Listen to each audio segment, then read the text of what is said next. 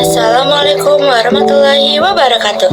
Halo guys, perkenalkan nama saya Putri Oktaviana Ramadhani dari kelas 11 Fisika 3. Sebelumnya, aku ingin bertanya nih sama teman-teman, apakah teman-teman semua suka menulis karya tulis ilmiah atau baru belajar dan masih bingung terkait karya tulis ilmiah?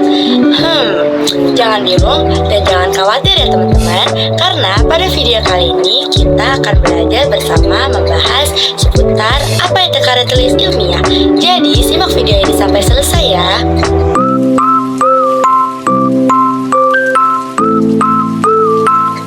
Berbicara seputar karya tulis ilmiah, karya tulis ilmiah biasanya juga disebut sebagai karya ilmiah.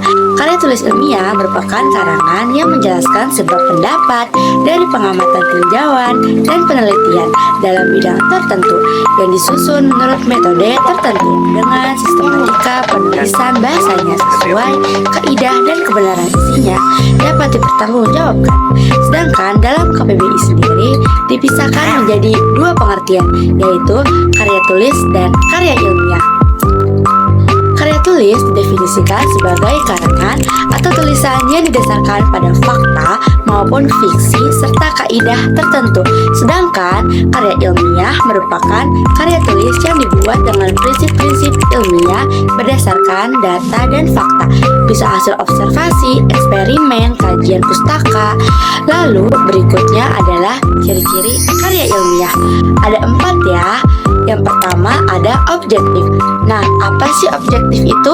Objektif artinya berdasarkan fakta konkret dan benar adanya, tidak mengada-ngada ya. Jadi sesuai kondisi yang ada di lapangan dan sesuai apa yang benar-benar terjadi, sesuai fakta. Yang kedua yakni logis. Logis mengacu pada pembahasan yang rasional dan tidak mengandung interpretasi lain atau tidak mengandung pendapat lain. Jadi tidak ambigu dan tidak bermakna ganda ya teman-teman. Lalu yang ketiga ada sistematis. Apa sih sistematis? Sistematis jadi penulisan dan pembahasan harus sesuai dengan prosedur yang ada. Sistematis ini harus urut, tidak boleh mengacak. Jadi contohnya seperti dari bab 1, bab 2, bab 3 dan seterusnya. Yang terakhir yang keempat ada efektif dan efisien.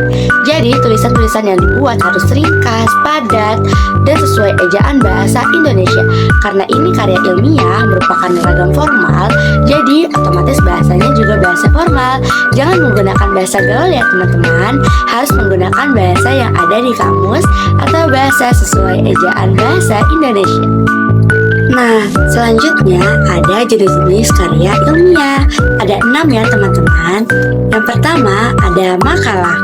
Pasti teman-teman udah gak asing lagi kan dengan makalah ini, karena pasti di antara teman-teman pun juga pernah buat makalah di SMP dulu atau di SMA dulu. Ini didefinisikan kalau makalah itu karya tulis sebagai laporan hasil pelaksanaan tugas. Sistematikanya ada pendahuluan, pembahasan, lalu penutup. Nah, yang berikutnya ada artikel atau jurnal.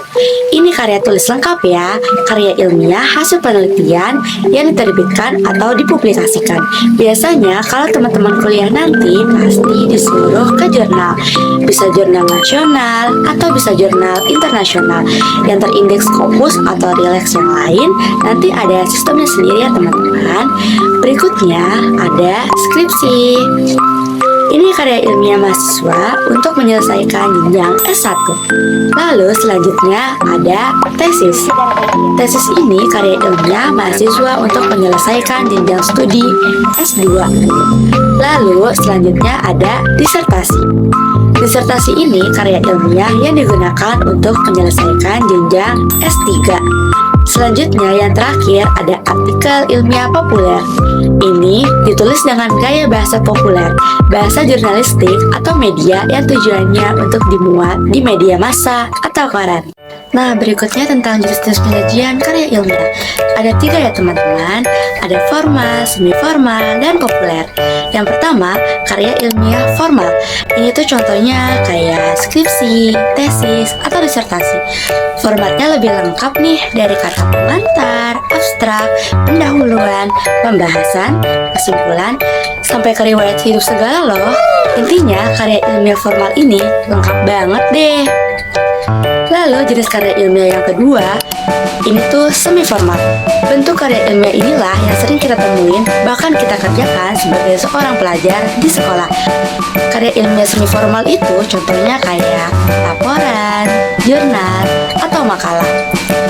Format karya ilmiah semi formal adalah format yang lebih simpel dari yang formal, tapi intinya tetap sama. Ada pendahuluan, pembahasan, dan juga kesimpulan. Terakhir, ada yang namanya karya ilmiah populer. Seperti namanya populer, karya ilmiah ini sifatnya tidak terlalu akademis banget. Format dan bahasanya pun suka-suka yang nulis. Walaupun tetap ya, isinya harus bahasa ilmiah. Biasanya kalian bisa nemuin jenis karya ilmiah ini di majalah, koran, atau situs internet. Itu tadi jenis-jenis dari penyajian karya ilmiah ya teman-teman.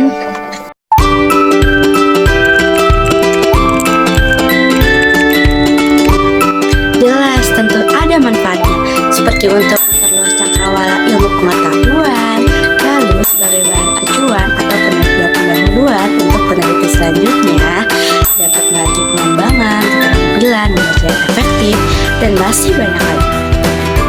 Oke, itu tadi beberapa penjelasan mengenai karya tulis ilmiah ya teman-teman. Semoga teman-teman semua dapat memahaminya lebih baik